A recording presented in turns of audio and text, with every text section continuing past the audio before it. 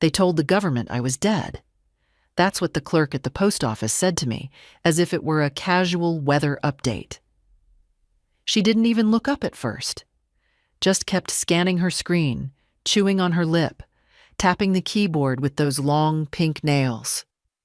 "I'm sorry, ma'am, but our system says the recipient is deceased." It took me a moment to respond. At 78, I don't always hear things the first time, but I heard that just fine. "Deceased?" I repeated, blinking behind my glasses. "What did you just say?" Now she looked at me, a flicker of doubt passing over her face. "That's what it says here." She leaned in toward the screen, squinting. "Nora Mason. Date of birth July 3rd, 1947. Status, deceased. Records updated 3 months ago." She looked up again, more uncertain now. I was standing in front of her, breathing, clutching the little yellow delivery slip that said I had a registered envelope waiting, probably my monthly benefit. The only regular thing left in my life, aside from tea at 6 p.m. "I'm right here," I said quietly. "You can see that, can't you?" She looked around, like maybe there was a supervisor nearby who could intervene, but it was just the two of us and the hum of a tired ceiling fan. "Yeah, I mean, obviously you're alive. I don't know how this could happen." She didn't need to know. I already had a few guesses. The clerk gave me the envelope anyway. Maybe out of sympathy, maybe because she didn't want to argue with an old woman in orthopedic shoes. But she added, "You should really go to the benefits office and sort this out. If they think you're dead, they'll stop sending these." Too late, I thought. The stamps were old. The envelope had been rerouted, returned, then forwarded again. It had my name on it, but the return address was one I didn't recognize. I walked out into the heat of the day, clutching that envelope like a lifeline. Across the street, a school bus squealed to a halt. Children burst out laughing. I stood there, invisible. Someone had declared me dead. Not metaphorically. Not like we never hear from her anymore. Or she might as well be gone. No. Officially. Legally. On paper. Dead. And if they had done that, what else had they done? I walked the half-mile back to my little rented bungalow on Sandalwood Drive, the same street I'd lived on since 1986. My knees hurt, but I didn't rush. Let the truth settle in slowly. Let it sting. The wind had knocked over my recycling bin again. No one had picked it up in 2 weeks. The landlord said he'd fix the step by the porch, but of course he hadn't. One day I'd trip and really give them something to declare. Inside, it was as I'd left it. Quiet, clean, old. The photos on the shelf watched me silently. My late husband Arthur in his uniform, my daughter Marion in pigtails, my grandson Dylan at 6, grinning in a Halloween cape. He's 15 now, hasn't visited in over a year. I sank into my chair and tore open the envelope. It wasn't a check. It was a form letter from the Social Benefits Administration, addressed not to me, but to the estate of Nora Mason. "We regret to inform you that benefits have been terminated effective March 1st, due to notification of death. Should you wish to appeal this decision, please submit Form SSA 571 along with certified proof of error." Notification of death. Someone had filled out that form. Someone had submitted a death certificate. That didn't happen by accident. I reached for the drawer where I kept my papers. The file with my birth certificate, my last benefit stubs, the insurance policy Arthur left me, all untouched, all correct. And yet, somewhere, someone had rewritten the end of my story. My phone buzzed on the table. One of those spam calls again, probably. No one I cared about ever called anymore. I picked it up anyway. It was Dylan. "Grandma?" he said. His voice was deeper than I remembered. "You okay?" I swallowed. "I just found out I died," I said. Silence. "What?" "They told the government I died, so they could keep my checks." I paused. "I think your mother had something to do with it." He didn't answer. Then finally, I don't know anything about that. I swear." I believed him. I really did. But I didn't believe Marion. Not for 1 second. I hung up before he could say more. Then I reached for my old address book. If they wanted me gone, officially erased, they were about to find out how wrong they were. Because I was still here. And I was angry. The house was too quiet. It always was these days, but now it felt different. Not peaceful, hollow. Like something had been taken. Something final. I put the kettle on, out of habit more than anything. Tea fixes nothing, but it helps you sit with your thoughts. And mine were piling up like mail I hadn't asked for. The form letter lay open on the table, next to the envelope with the wrong return address. The estate of Nora Mason. They didn't even have the decency to double check. Just processed me out like an expired membership. I stared at the curtains fluttering in the breeze. They were Arthur's favorite. Sun-bleached now, but still holding on. He'd hung them the year we moved in, when Marion was 12. She used to sit under them reading those horse books, legs swinging, always barefoot. I used to think we were close. She's 48 now. Lives 2 towns over, in a modern beige place with an HOA and 3 bathrooms. When Arthur died, she cried at the funeral. She held my hand. Then slowly, she stopped visiting. At first it was Dylan's school, then her work, then nothing. It didn't happen all at once. That's the worst part. Estrangement doesn't announce itself like a breakup. It trickles in. A missed birthday. A Christmas card that never comes. A voice that sounds more and more like a stranger. Still, I sent cards. I baked Dylan's favorite lemon bars every Easter.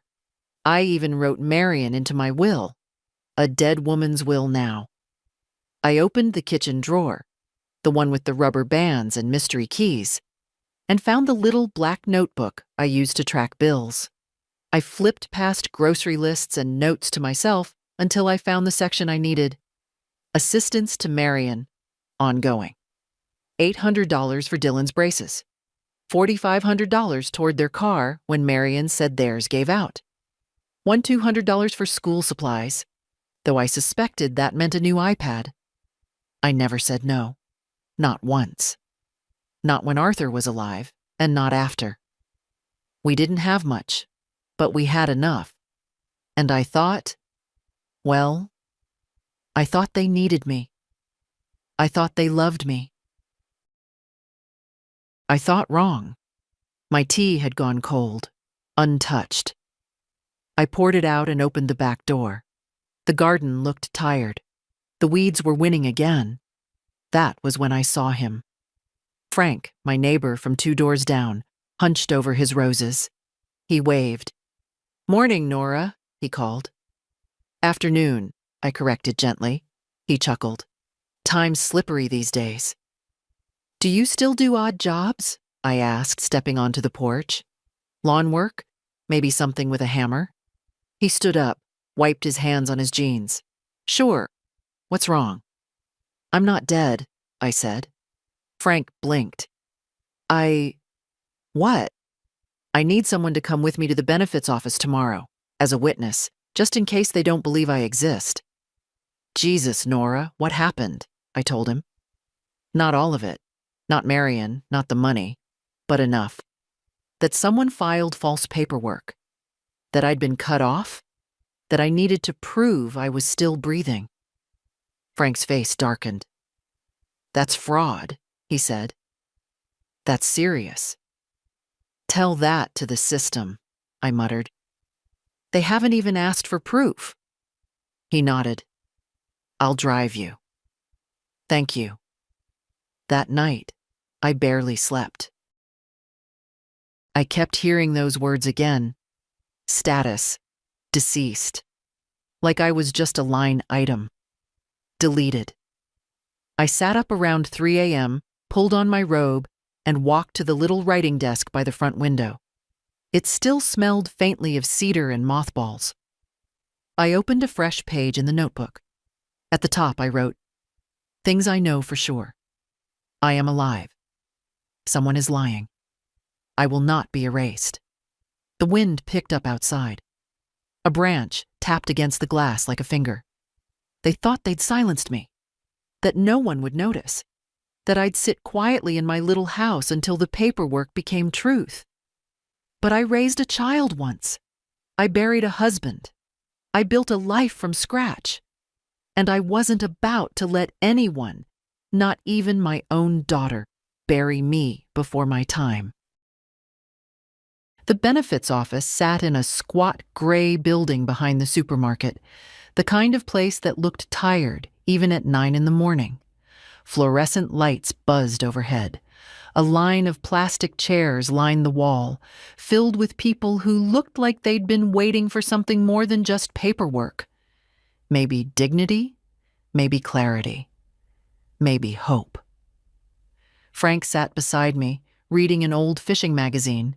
He hadn't asked questions on the drive over, just nodded when I told him what I needed. A quiet presence, someone with a name and an ID who could say, "Yes, I know this woman. She's not a ghost."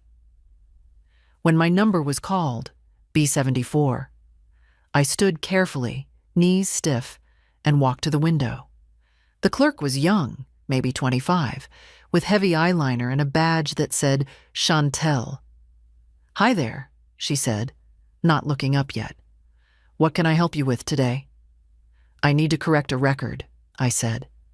"Someone filed a death certificate in my name, but I'm standing here, so that seems premature." Her fingers paused over the keyboard. She glanced at me, then back at the screen. "Name? Nora Mason, July 3rd, 1947. Clicking. Typing. A faint crease appeared between her brows. "Huh?" she said. "Okay. Yeah, it says you were declared deceased on February 18th. Certificate on file. Who submitted it?" Chantel squinted. "We don't usually have that info. Let me... Hang on." She tapped and scrolled, then turned the monitor slightly away from me. Subtle, but I noticed. "I'm gonna need to bring a supervisor," she said. "Just a sec." As she disappeared into a back room, I looked around. The waiting room smelled faintly of stale air and hand sanitizer. A toddler was crying 2 chairs down. Frank looked up, sensing something in my face. "You okay?" "No," I said, "but I will be." The supervisor was an older woman with a short silver bob and a clipped way of speaking. "Mrs. Mason," she began, "we've reviewed your case. It appears a family member submitted documentation to the Department of Vital Records. That was cross-referenced here, and your benefits were terminated in accordance with that report." "So," I said slowly, "you just took someone's word for it?" "There was a signed death certificate. Can I see it?" She hesitated. "It's not standard procedure to share internal documentation." "I'm not standard procedure," I said, louder than I meant to. "I'm the one they declared dead." Frank shifted in his chair. "I can vouch for her," he added. "Known her 20 years. She's very much alive." The supervisor gave him a tight nod, then looked back at me. "You'll need to fill out Form 862A, submit proof of life, government ID, utility bill, that sort of thing. And then we can initiate a review. It may take several weeks." "Meanwhile, what? No benefits?" She folded her hands. "Until the status is corrected, the account remains suspended." And the checks that did go out? Who cashed them? She hesitated. That may require a separate investigation. I knew then. She knew more than she was saying. Maybe not the full picture, but enough to be cautious. Enough to know someone had stepped across a line. I want a copy of the death certificate, I said. She sighed. You'll need to request it from Vital Records.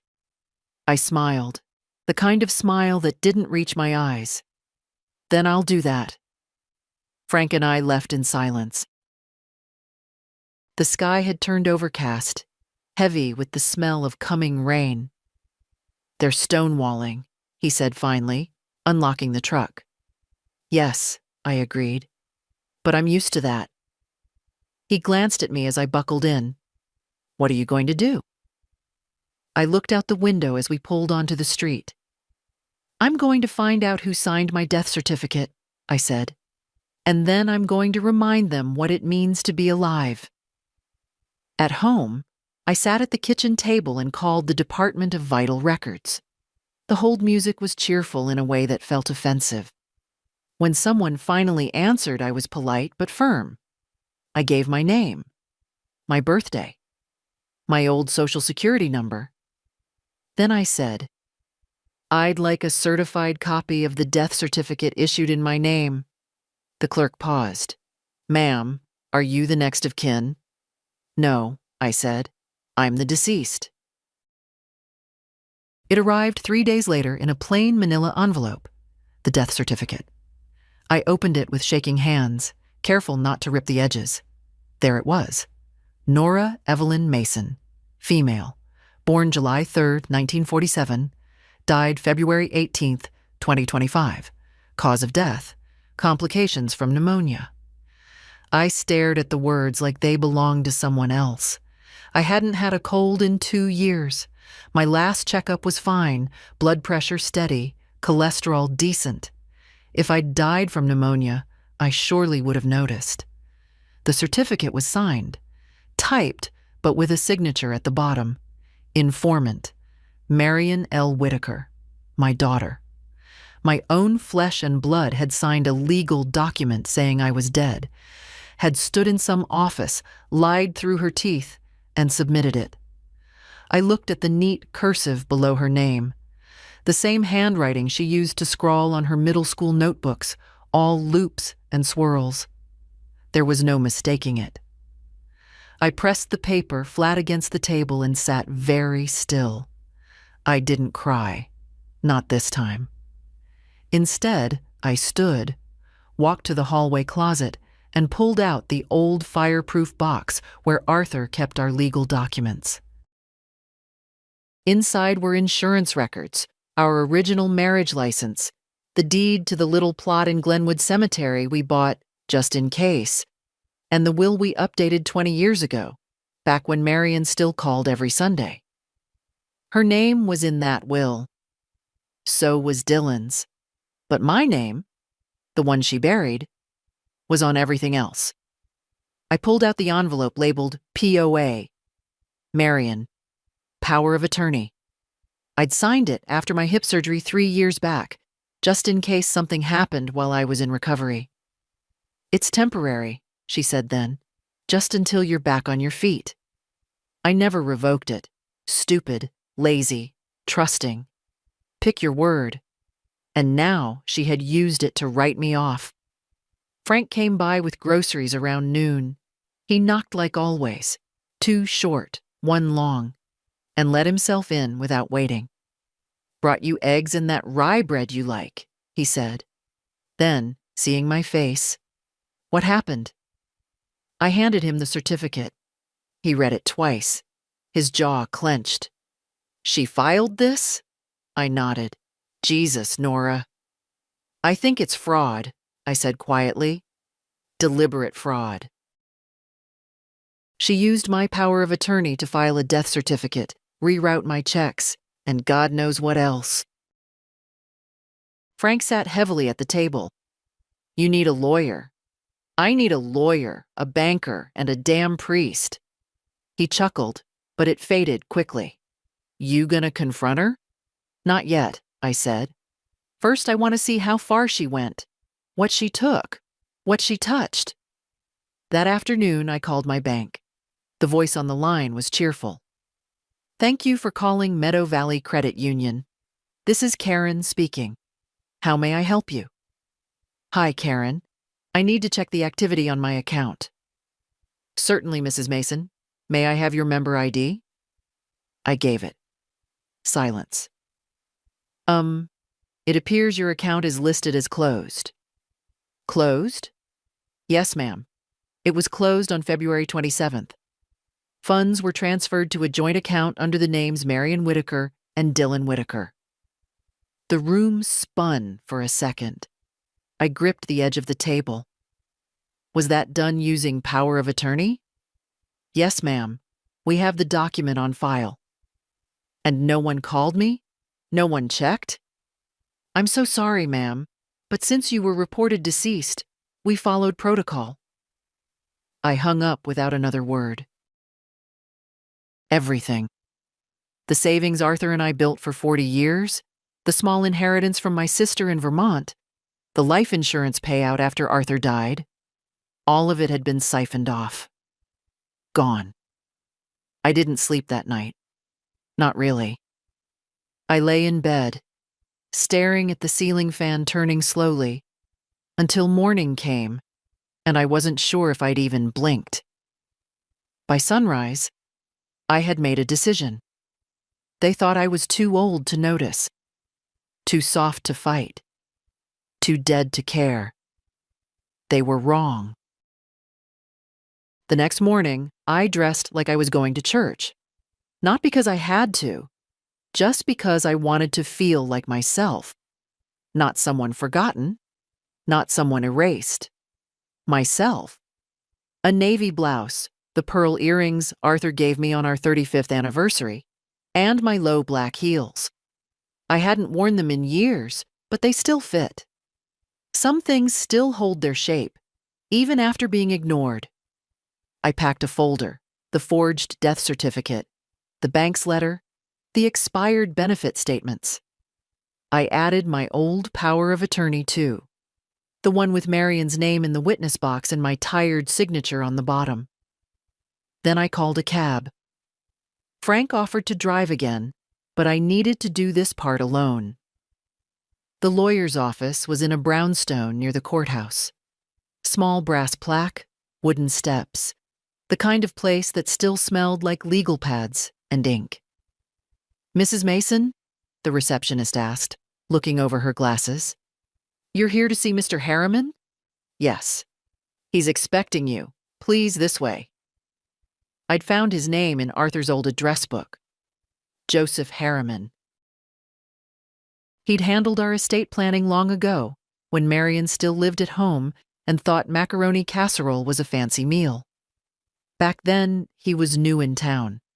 Now he had white hair and the sort of calm face that doesn't flinch at bad news. He stood when I entered. Nora. Good heavens, it's been years. Too many, I said. Thank you for seeing me on short notice. Always, he said, gesturing to the chair across from his desk. What brings you in? I handed him the folder.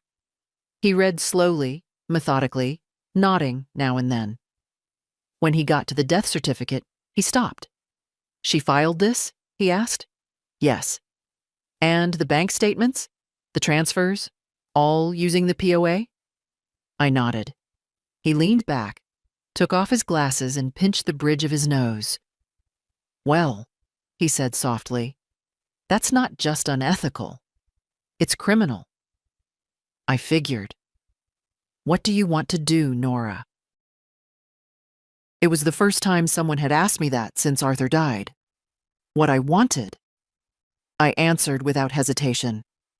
I want to revoke the power of attorney. I want to reopen my accounts in my name only.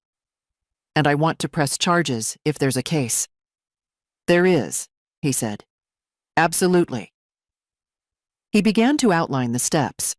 Letters to financial institutions, a notarized affidavit, a court petition to reverse the declaration of death.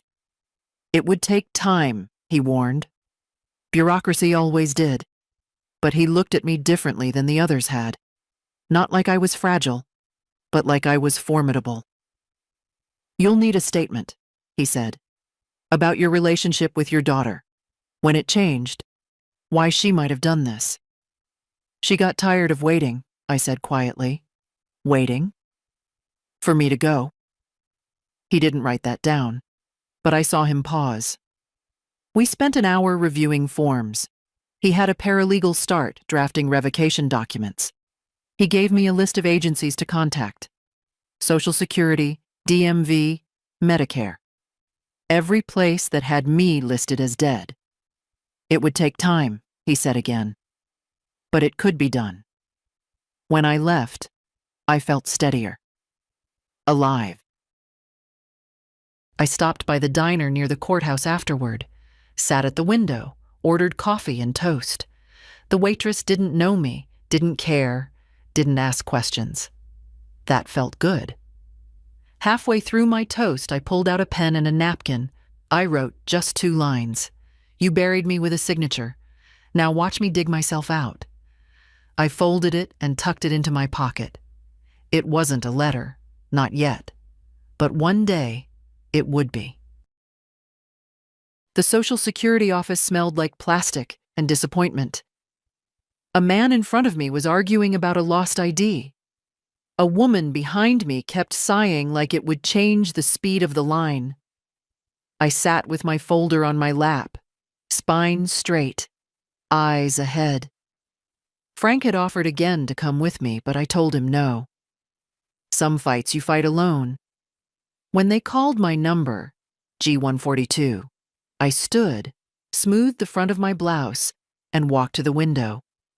The clerk was a middle-aged woman with dark circles under her eyes and a nameplate that said Yvette. She looked like someone who'd seen everything and didn't like any of it.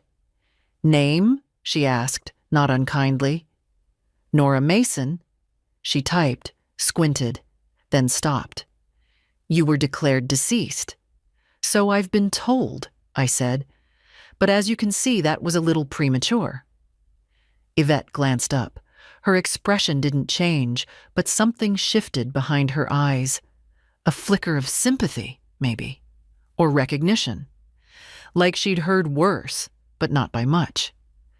"You got ID?" I handed her my license, utility bill, a notarized affidavit from Mr. Harriman declaring I was legally and physically alive, and a fresh photograph just to be thorough. She examined them one by one, then turned to her screen. "You understand this might take time?" "Yes." "And you might not get back pay for the months marked deceased. Not without an appeal." "I'm appealing everything," I said. She nodded slowly. "I'll escalate this. You'll get a letter in 10 to 14 business days confirming the case is under review." "What about my status?" She clicked a few more times. "I'm updating the system now, but other agencies pull from this database. Might take a while to filter through." "I can wait," I said. "I've waited this long." When I left the building, it had started to drizzle. The streets were slick and quiet. I walked to the bus stop, sat on the damp bench, and stared at nothing for a long time. The rain made everything smell like metal and old dirt. At home, there was a message on my machine, a voice I hadn't heard in months. "Hi, Mom. It's Marion." She didn't sound like herself. She sounded cautious. Flat. I think we should talk. I'm not sure what's going on, but I heard from the bank. Some things changed. Just call me, okay?" She didn't say, "I miss you." She didn't say, "I'm sorry." Just, things changed. I didn't call her back. Instead, I poured myself a cup of tea and walked around the house, turning on every light. Then I sat at the kitchen table with the envelope of bank statements I'd requested last week. There it was. My money. Or what used to be mine. Mortgage payments on our house. A tuition payment labeled D.W. Whitaker. Spa charges, restaurant bills, a weekend rental on the coast. Over $48,000 moved from my accounts in 3 months, all under the guise of grief. They didn't just pretend I was gone, they celebrated it. I stared at the line item for a luxury bedding store, one $379s. For sheets. I hadn't spent that much on a mattress in my life. When Dylan was little, he once cried because he thought I'd gone missing in the grocery store. I found him sobbing near the canned goods, his little fists clenched, calling my name. I wonder now what he'd do if I truly disappeared. If the lies had worked. Would he have cried? Or would he have just gone shopping? I folded the statements back into the envelope and placed it beside my tea. This wasn't over. They hadn't just robbed me, they'd rewritten me. And now I was writing myself back in. The hardest part wasn't proving I was alive. It was proving I used to matter. Banks and agencies have rules, systems, forms. But people? People forget. They move on. They build new stories where you no longer appear. And in Marion's new life, I was already gone. I learned that the next morning when I called the electric company. "Yes, Mrs. Mason," the man said after verifying my info. "Your service was transferred 3 months ago. New account holder, Marion Whitaker." "I never requested that," I said. "I live here. I've lived here for 39 years." "I understand. But we received a notarized letter and a death certificate. It's standard procedure." Standard.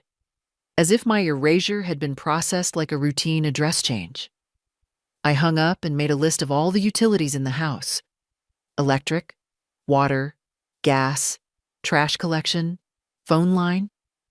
All of them were now in Marion's name, quietly shifted under the same justification: deceased. She hadn't just buried me. She'd started taking my house. My landlord, Mr. Kohler, lived in a duplex across town. We hadn't spoken in years. I mailed checks, he cashed them, and that was it. But now I needed answers. He was surprised to see me. "Mrs. Mason," he exclaimed. "Well, I heard—" "What exactly did you hear?" I asked, stepping onto his porch. "That you'd passed," he said slowly. "Your daughter said she'd be handling everything now. She gave me her contact info. Payments have been on time, so I didn't—" "She forged a death certificate," I said calmly. "I'm very much alive." Mr. Kohler paled. "Oh my God. She's been paying with my money, from my closed accounts." He ran a hand through his thinning hair. I'm so sorry, Mrs. Mason. I had no idea. I need a copy of the lease, anything she signed, anything she changed." "Of course," he said, stepping inside. "Come in, please." The documents showed Marion had submitted a request to convert the lease into her name, citing death of the original tenant as the reason. There was a typed letter, polite, efficient, distant. I read it once, then again. There was a line that caught in my throat. "We'll be clearing the house by summer."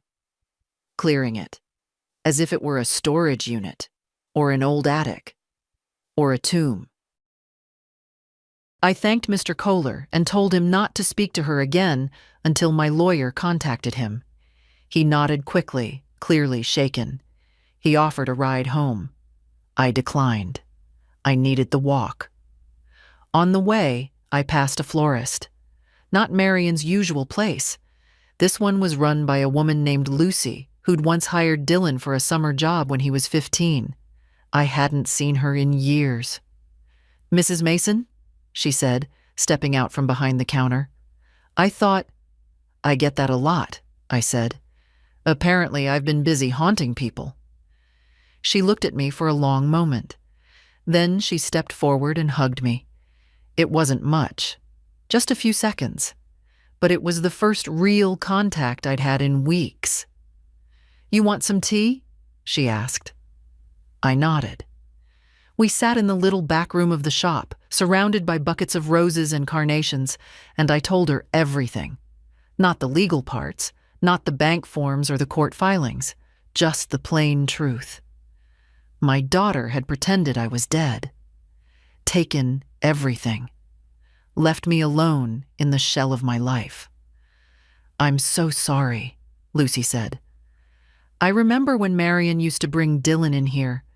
She always seemed ambitious, polished. But cold? She wasn't always like that," I said softly. "She used to braid my hair when I was sick. She used to cry when I cried. So what changed?" I stared into my tea. She got used to me being small. Lucy didn't reply. She just reached over and squeezed my hand.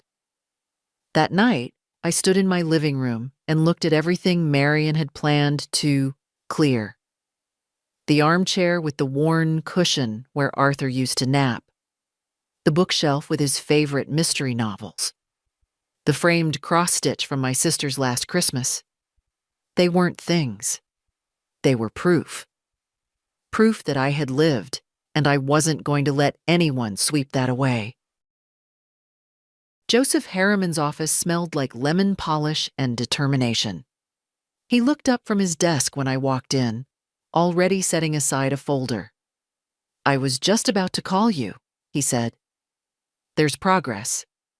He gestured for me to sit, and I did, carefully setting my own growing folder beside me. "I've submitted the revocation of the power of attorney," he said. "We also filed a motion with the probate court to reverse the legal presumption of death. Normally, that takes months, but given the evidence, they've agreed to expedite." He tapped the folder. "Your identity, Nora, will be legally reinstated within 10 business days."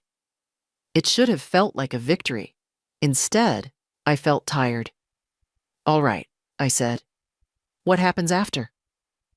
"Well, we notify the bank, the landlord, the benefits office.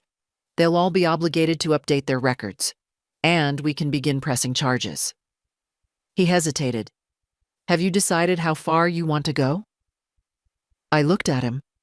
His face was kind, patient, but behind it was the same question everyone had danced around. "Do you really want to do this to your own daughter?" "I want it on record," I said. "I want them to know it wasn't just a mistake.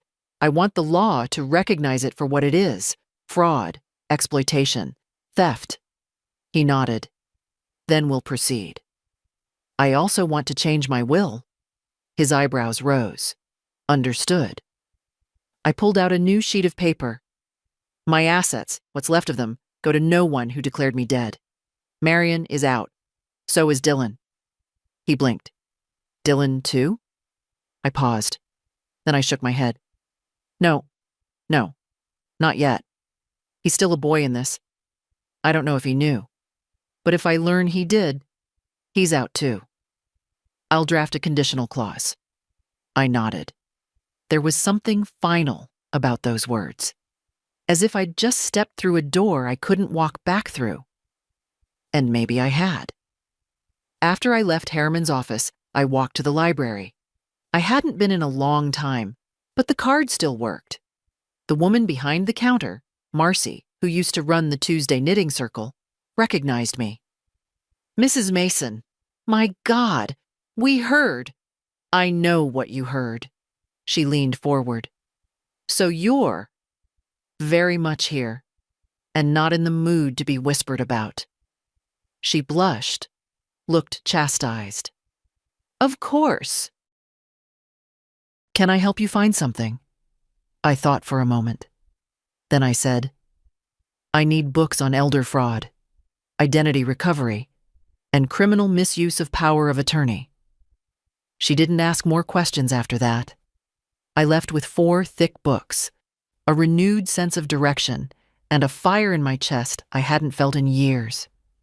When I got home, there was a voicemail from Dylan. Grandma, hey, uh, Mom's kind of freaking out. Said there's been some banking issues. She told me not to call you, but I don't know. This whole thing feels weird. Just, if you're okay, can you let me know?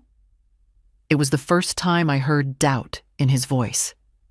I didn't call him back. Not yet. But I saved the message. Then I opened one of the library books and started reading. The introduction was simple. Most elder financial abuse is committed by family members. They count on silence. They count on shame. They count on you doing nothing. They'd made the wrong bet with me. The courthouse was colder than I remembered. Or maybe I was just older now. Either way, the chill followed me into the hearing room. A plain space with beige walls, plastic chairs, and a worn wooden table where truths were supposed to be sorted from lies. Joseph Harriman sat beside me, calm as ever. He had prepared everything: documentation, statements, copies of every fraudulent action Marion had taken in my name. On the other side of the room sat a woman from the county registrar's office, representing the state. She wasn't the enemy. She was just the gatekeeper. But I could tell she didn't quite know what to do with me. A dead woman sitting upright in court. Petitioner seeks reversal of a wrongful death designation, the clerk read aloud. The judge, a pale man with droopy eyelids and a surprisingly kind voice, looked down from the bench. "Mrs. Mason," he said, "you've submitted proof of identity, medical affidavits, live testimony. Frankly, this is the most well-documented case of being not dead I've ever seen." A faint chuckle ran through the room. Even the registrar cracked a smile. "I'd laugh," I said, "if it hadn't taken 8 weeks to convince people I still existed." He nodded. I read the file. "This is disturbing." He turned to the registrar. "And the original certificate?" She slid a copy across the table. "Filed February 18th by the informant, Marion Whitaker, under the authority of power of attorney." "Which is now revoked," Harriman added. The judge studied the paper for a moment, then looked at me again. "Do you wish to make a statement, Mrs. Mason?" I stood. My knees ached, but my voice didn't waver. "My daughter declared me dead," I said. "Not because I was ill, not because she was grieving, but because I was inconvenient.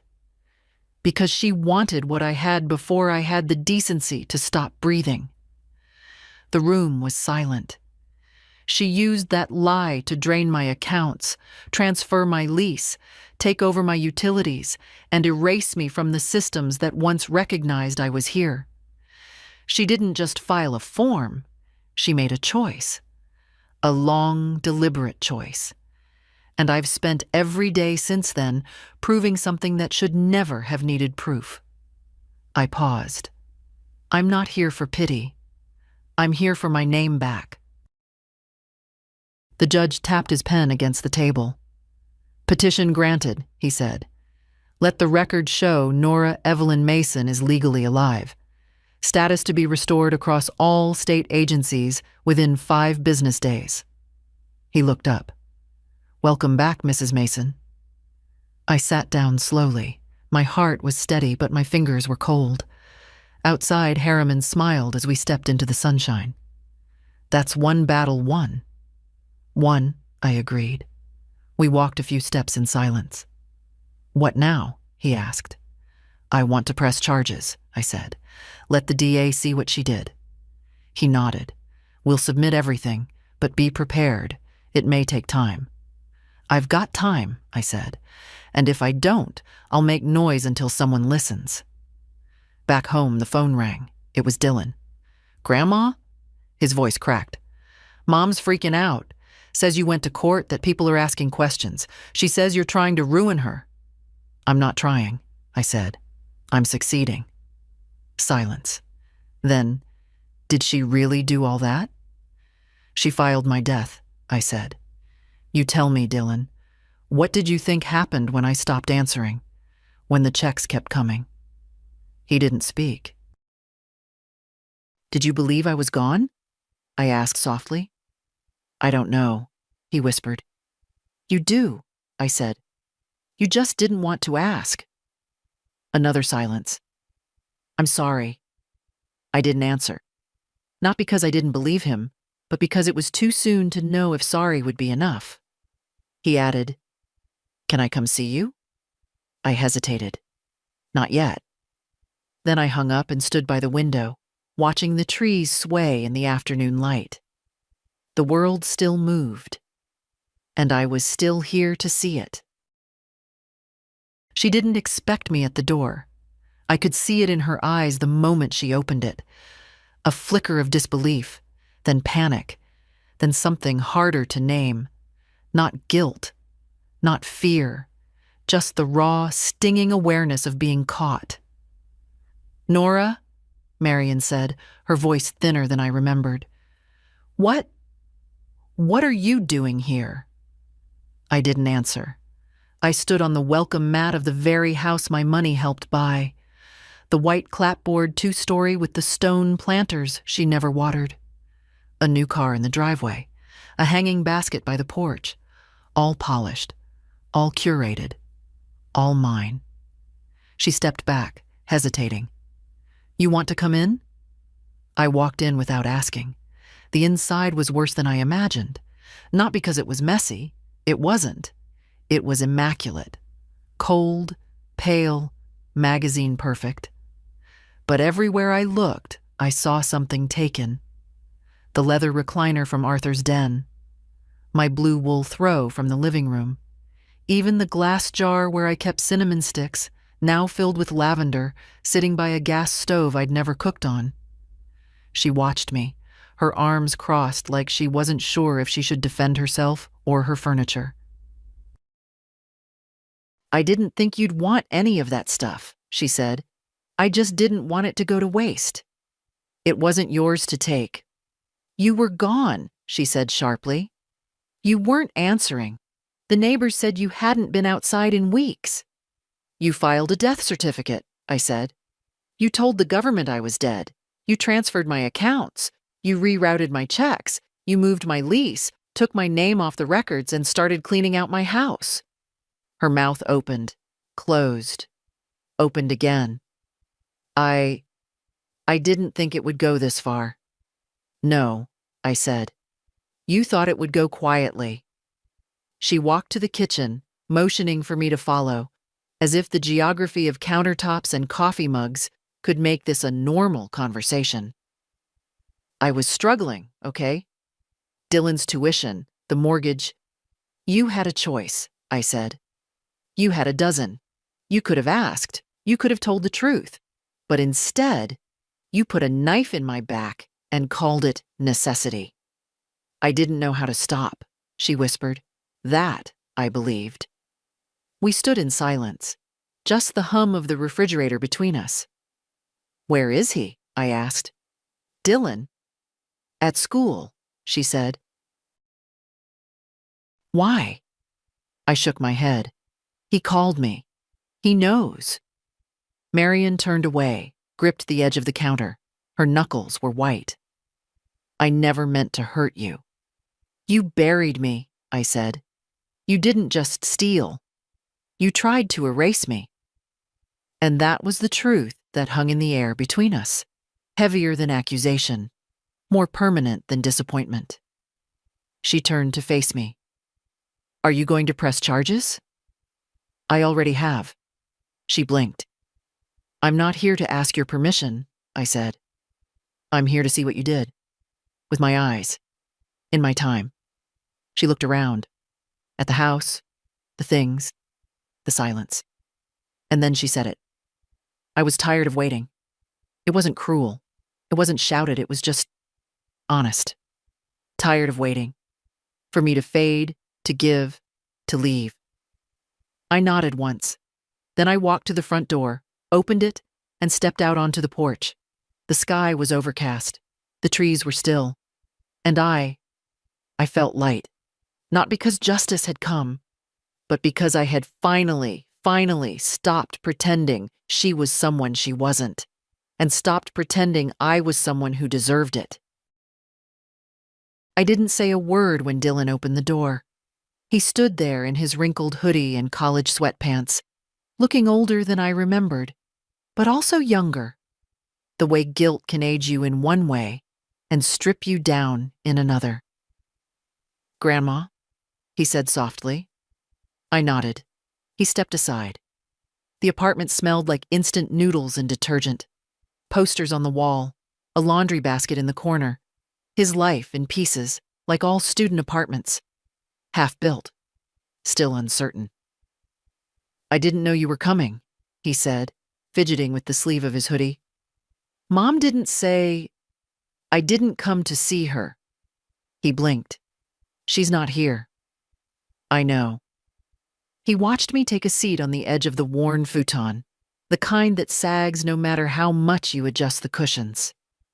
He sat across from me, elbows on his knees, head bowed like a boy waiting for detention. "I didn't think you were really gone," he said after a moment. "But Mom said, I don't know. She made it sound like maybe you were better off, that you didn't want anyone bothering you, that everything was taken care of. She told the state I was dead," I said. "She took everything I had." His face tightened. "She told me not to ask questions," he murmured. "She said grief made people judge unfairly." I looked at him closely. "And what do you think now?" He met my eyes. "I think I should have come to your house. I think I should have knocked on your door, no matter what she said." I didn't nod. I didn't forgive him. But I listened. He pulled something from his backpack, a small box wrapped in brown paper. I went by your house a few weeks ago," he said. "I didn't knock. I just left this on the porch. Thought maybe you'd see it." I opened it slowly. Inside was a tiny ceramic frog, chipped, painted unevenly. A school project, years old. "You used to keep this by the kitchen window," he said. "Said it was your good luck charm." "I remember." "I found it in a box," he said, "in Mom's garage. She was sorting what she called old clutter." He winced at his own words. "I'm sorry," he whispered. The frog sat in my palm, warm from my skin. "I don't know what to do," he added. "I don't know how to fix it." "You can't," I said. "Some things stay broken." He swallowed. "But you can stop pretending," I added. "That's where it starts." He nodded, slowly. "I never wanted her to do what she did," he said. "But I didn't stop her either."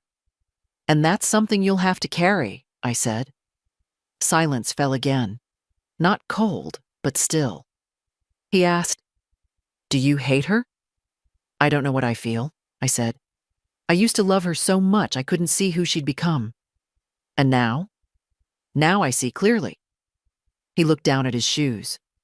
"I want to see you again," he said, "even if it's not the same." I stood slowly, setting the frog on his windowsill. "We'll see," I said. As I walked to the door, he stood too. Awkward, quiet. "I'll call you," he said. "If you do," I said, "don't wait for me to die first." And then I left. The bank manager's office was brighter than I expected. Big windows, fresh flowers, a bowl of mints on the desk. The man behind it, Richard Burney, wore a sharp gray suit and a nervous smile. He stood when I entered, hand extended. "Mrs. Mason, please, have a seat." I sat down, placing a fresh folder in front of me. "I've received the court confirmation," he said. "You are now legally reinstated in all systems. I'm truly sorry for everything that's happened." "You approved the transfers," I said quietly. "You let someone else drain over $70,000 from my accounts." He shifted. We acted based on documentation provided at the time. The death certificate, the power of attorney. That power of attorney is now null and void, I said. And I want every cent traced, every transaction, every account with my name on it or connected to it investigated. We've already begun the audit, he said. Some of the money was moved into a joint account with Ms. Whitaker's son. Some was used for direct purchases. We're filing a fraud report with our legal department and will assist law enforcement as needed. Good. I also understand you wish to open a new account? I slid a document across the desk. A trust, in the name of Eloise Mayton. He blinked. Eloise? A friend's granddaughter. She's studying social work. I've known her since she was born. She's not blood, which is probably why I still trust her. He took the paperwork, skimmed it. You're assigning her as beneficiary? Yes. And I want all future deposits redirected into that account. Pension, retirement fund, what's left of the savings.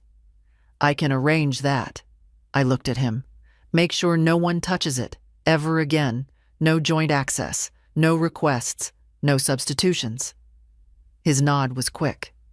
Of course.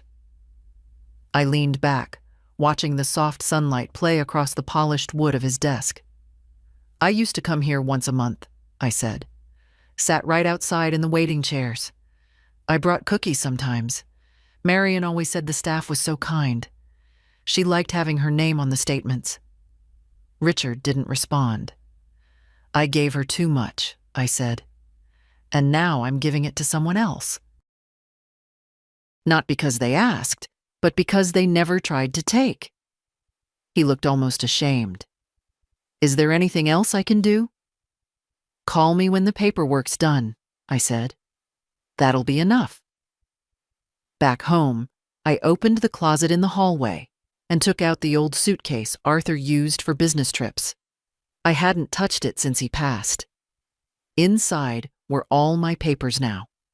The death certificate, stamped void, the court order, the audit reports, a copy of my new trust agreement. And on top, I placed the photo of Arthur and me from our 30th anniversary. The one where we're dancing in the backyard, barefoot on the grass. It wasn't a war chest, but it was proof. Proof I had fought. That night, I slept without locking the door. Not because I was careless, but because for the first time in a long time, I wasn't afraid someone would walk in and take what was mine. There wasn't much left, but what remained was truly mine again. It was Frank who brought me the newspaper.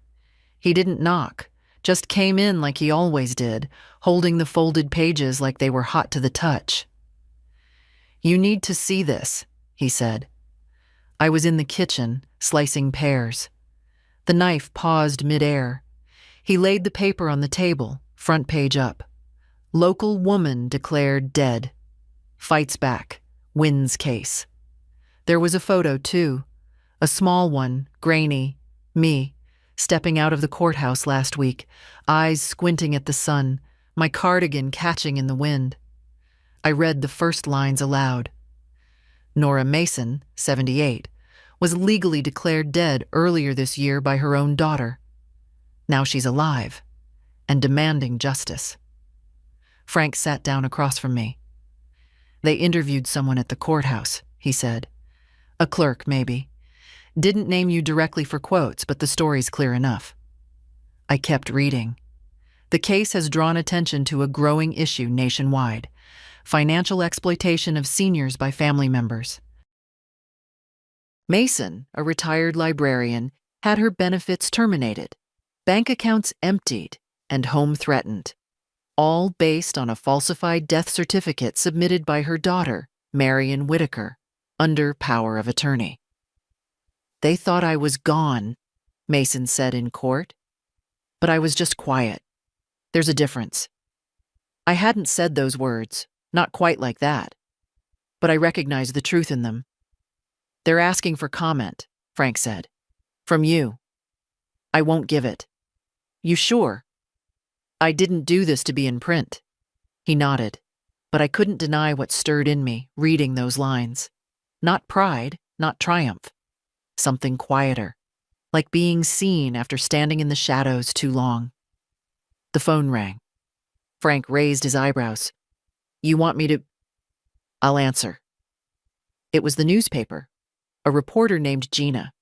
She was polite, measured, clearly cautious not to sound like a vulture. I wanted to verify some facts, she said. Your reinstatement, the fraud case, the charges being considered, they're accurate. Would you be willing to speak on the record? No, I said, but I'll give you a message. She waited. Tell them I'm alive, I said. Tell them silence doesn't mean surrender. And tell them some women grow sharper with age, not softer. She paused, then said, May I print that? You already did, I said, and hung up. Later that afternoon, Frank came back with a second copy of the paper. Thought you might want one that isn't wrinkled. I tucked it into the same folder with the court papers and the frog from Dylan.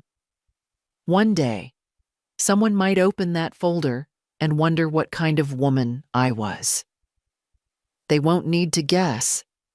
They'll see what I did when they tried to erase me. And maybe, just maybe, they'll remember not to stay quiet. The charges were filed 2 weeks later. I didn't get a call from Marion, not a letter, not a knock at the door. But I didn't need one. I knew the moment I saw the envelope from the district attorney's office waiting in my mailbox. Frank was trimming hedges next door when I opened it. Is that it? He asked, wiping sweat from his brow. I nodded. They're pursuing financial exploitation and identity fraud. 2 felonies, 1 misdemeanor. He whistled low. She won't like that. No, I said, but I didn't like being dead. I sat on the porch and read the letter again. There was something formal, almost cold, about the way they listed it. The People versus Marion Whitaker. But it wasn't cold to me. It was personal. It always had been. They'd given her a court date, a hearing, and if it went to trial, the possibility of sentencing. She wouldn't see prison, not likely. But there would be a record, a mark, proof. I didn't feel vindicated. I felt sad. Sad that it came to this. Sad that the girl who once clutched my skirts during thunderstorms had become someone who could lie with such ease, who could bury me for a price. I made a pot of tea and sat with the quiet for a long time. Then I wrote her a letter. I didn't plan to send it, but I needed to write it. Marion, you didn't just steal money. You stole the shape of my life. You stepped into rooms I built and claimed them. You took silence for weakness.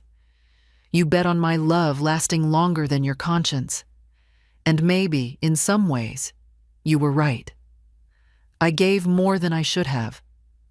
Not because you asked, but because I wanted to believe. I wanted to believe you were still the girl who braided my hair and cried during sad movies. You're not, and I've accepted that.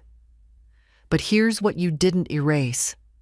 I am still here, still standing, still breathing in this little house with its crooked step and yellow curtains.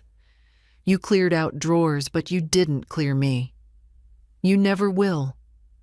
I hope you sit with what you did. I hope it keeps you awake sometimes, like it kept me awake for months. But more than that, I hope one day you tell the truth. Not to the court, not to me, to yourself. Because that will be the first honest thing in a very long time. I folded the letter and placed it in the back of my notebook.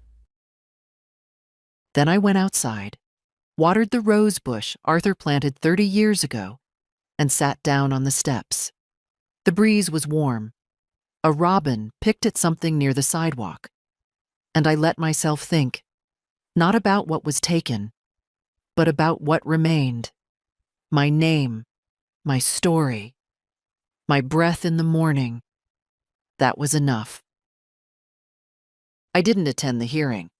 Joseph went in my place with a folder thick as a brick, bank records, affidavits, statements, timelines.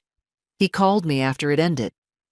She entered a plea, he said. No contest to the felony. Guilty to the misdemeanor. The court accepted it. What does that mean for her? No jail time, probation, restitution order. She'll have to repay a portion, not everything, but something. I nodded, though he couldn't see it. She didn't speak in court, he added. Not a word. That night, I sat at my kitchen table with the lamp low and the window open, letting in the summer air. I took out the old black notebook, the one I started months ago when I first found out I was deceased. The page titled, Things I Know for Sure, was still there. I am alive. Someone is lying. I will not be erased. I added a fourth line. They were wrong about me. They thought I wouldn't fight. That age softened your spine. That love could be used like rope, to tie someone down, then walk away with their things. But I've learned this. Quiet is not the same as weak. Stillness is not surrender. The next morning, I took the bus into town. I walked to the post office where it all began, the place where a young clerk had looked at a screen and told me I was dead. She was there again. She looked up and blinked. "Oh," she said. "It's you." I smiled. "It is." She flushed. I heard what happened. I'm so sorry. I didn't know.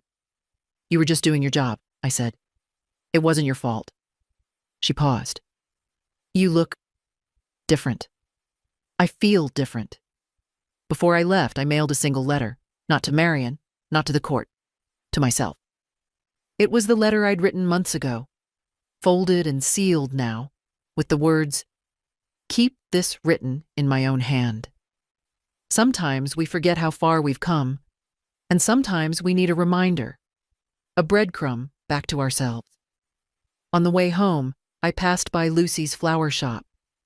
She saw me through the window and waved me in. "You made the paper again," she said, handing me a clipping. It was a short column, not scandal, just commentary. Elder fraud is real, but so is resilience. My name wasn't even in it. Still, I smiled. "I keep thinking about everything you've been through," she said. "And you're still here, still upright. Still in one piece." "Not the same piece," I said. "But yes, still here." As I was leaving, she stopped me. "Nora," she asked, "if you could say one thing to someone who's going through the same thing, what would it be?" I thought for a moment. Then I said, "Don't wait to be saved. Save yourself." And that's what I want you to know if you're still reading. If you've ever been taken for granted, dismissed, silenced, don't wait for someone to come fix it. Start walking. Start asking. Start writing things down. They might try to write you out, but you get to write back. And if this story meant something to you, if it made you feel seen or strong or simply not alone, then share it. Leave a comment. Pass it on. Not for me, for the next woman. The one who's just now realizing they tried to bury her and forgot she was a seed.